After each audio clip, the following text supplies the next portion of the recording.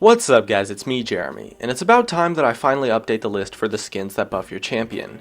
My first video is now super outdated, and I know I made a lot of mistakes in making it, so it's definitely worth updating the list. And before you get skeptical and say that it's impossible for a skin to buff your champion, note that the buff that you get from these skins is extremely small and only has a really small impact on the gameplay. But I do think that the impact on the gameplay is definitely still there, and I'll go over why for each skin, so please approach this video with an open mind. Also, keep in mind that we will only be looking at skins currently available for purchase in the store, and I did my best to research every single available skin, but there's so many skins that it's very likely that I may have missed some, so please forgive me if I do. It's also worth noting that a reasonable amount of these skins are banned from LCS because they impact the viewing experience quite significantly as a result from what makes them buff your champion. Anyways, we have a ton of skins to get through, which I've categorized into 5 different groups based on the specific way that they buff your champion. Let's get started. The first group is skins that have particles that are harder to see, usually due to a change in color to something that's a little bit harder to see like the color yellow, or to make them a lot dimmer, as well as skins that change the shape of the ability and overall make their skill shots reasonably harder to dodge since the particles are harder to see and react to. The skins that do this are as follows. Blitzcrank, who has a significantly harder to see rocket grab due to having a really weird animation as well as a different color on the ability. Steel Legion Lux, whose binding and E are significantly harder to see due to having a different shape as well as having similar shapes to her auto attack. Justicar Syndra, who has a lot lighter particle effects and so all of her skills are fairly difficult to see, especially if you're colorblind. Arclight Varus, who has harder to see skill shots due to them being a lot lighter, which makes them a lot less vibrant. Arclight Vel'Koz, very similar to Varus, who has much harder to see abilities overall from them being lighter and thus less vibrant.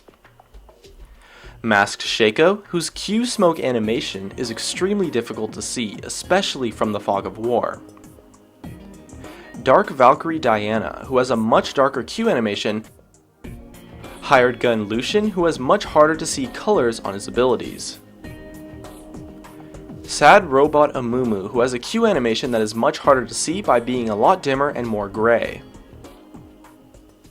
Creator Victor, whose stun is a lot dimmer and can be easy to miss in teamfights.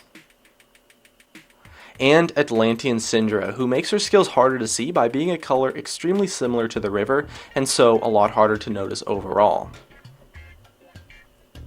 The next group of skins are those that have overly distracting particles. These skins make their skill shots harder to dodge because the particle effects are extremely distracting, and so it can be a lot harder to react to them and dodge properly. The skins that do this are as follows. Pool Party Ziggs, who has a very lopsided Q, and so it can be hard to judge how it bounces due to the animation. Surprise Party Amumu, who has an extremely distracting Q animation due to the wind-up. And Dragon Wing Corki, whose projectiles have a lot more particle effects and so are extremely distracting when they land and can help hide other animations for your team. The next group is skins that change the animations of their skill shots to be much thinner or generally smaller. Since these skins, of course, don't change the hitbox, having the animation be smaller can cause your opponent to underestimate how much room they need to dodge, since the animation is a lot less representative of the hitbox, and thus makes the skill shot a little bit harder to dodge. The skins that do this are as follows. Headhunter Nidalee, whose spears are super thin and fairly difficult to see. Battlecast Alpha Skarner, who has a much smaller Q radius and a thinner E. Popstar Ari, who has a much thinner Q animation. Pool Party Mundo, who also has a much thinner Q animation. Pool Party Lulu, who once again has a thinner Q animation. Ice Drake Shyvana, who has a much thinner E animation. Bear Cavalry Sejuani, who has a much thinner ultimate animation. Warrior Princess Sivir, who has a thinner Q animation. Giant Enemy Crab God, who has a much smaller and harder to see Q animation. Pool Party Lee Sin, who has a reasonably differently shaped and thinner Q animation.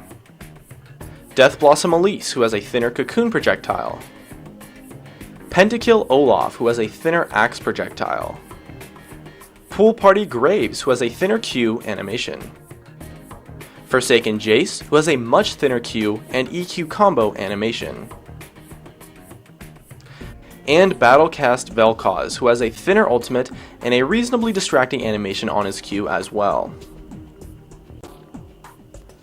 The next group of skins improve the auto attack animations of the champion to be much smoother and thus tend to be a lot easier to CS with compared to other skins. The skins that do this are as follows. Bloodlord Vladimir, who has smoother auto attacks. Foxfire Ari, who also has smoother auto attacks. And Mafia Graves, who has a more vibrant sound for auto attacks and a smoother animation. And the fifth and final group of skins that buff your champion are skins that give you a better indicator of some part of the champion's kit and thus are easier to understand what is going on with and often easier to use as a whole. The skins that do this are as follows. Arcade Sona, who makes it easier to see the debuffs she applies on enemies while also having a smaller ultimate width and smoother auto attacks overall. Woad Scout Quinn, who makes the dim passive indicator a lot brighter and easier to see. Pool Party Zac, who has a much clearer passive blob indicator. Pool Party Draven, who has a clearer axe indicator. Sandstorm Echo, who has a much easier to see passive indicator. And that covers all of the skins that I found to buff your champion. Hopefully I didn't miss too many, and if the list changes dramatically or if I missed a lot of champions, I'll be sure to make a part 2 of this video in the future.